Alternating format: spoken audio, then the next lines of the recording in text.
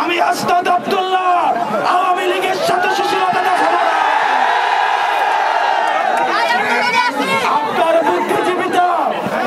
আপনার বুদ্ধিজীবিতা কোম্পানির কাছে বর্গা দেওয়া, আপনার বুদ্ধিজীবিতা বসুন্ধরার কাছে বর্গা দেওয়া, আমাদের জীবনের পরোয়া না জনগণের কাছে বর্গা দেওয়া।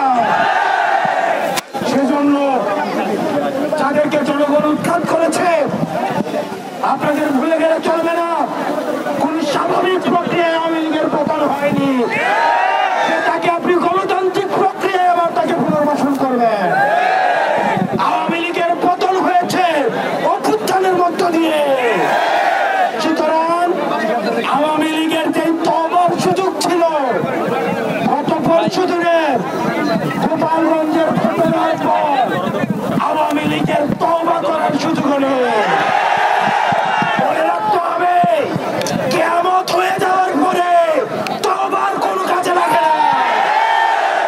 সেজন্য আওয়ামী লীগকে অনেক সুযোগ দেওয়া হয়েছিল।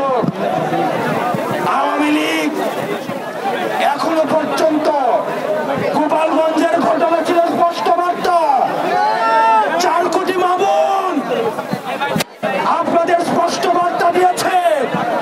আওয়ামী লীগ যদি কোনোভাবে ফিরে এই 4 কোটি মা-বোনের সন্তানদের পরিণতি কি হবে সেটি আপনারা গোপালগঞ্জে দেখেছেন। আপনারা যারা বুদ্ধিজীবিতা করেন থেকে শুরু করে আমরা অনেককেই দেখেছি ফেসিবাদের বিপক্ষে তাদের লড়াই ছিল, তাদের লড়াই আছে।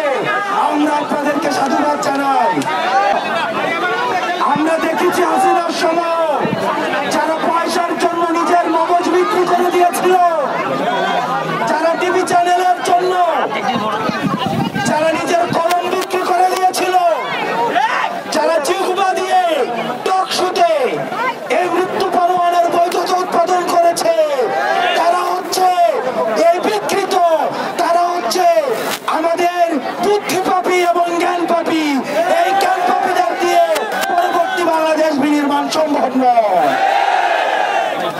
সেজন্য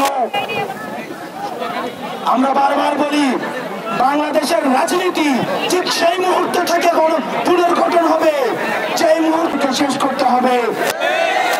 সবাই একবার আমার সাথে, আমরা কি বাংলাদেশকে দাবি যারা দিয়েছি ওই চাঁদাবাজের দখলদার বাংলা নয় তোর বাপ দাদা।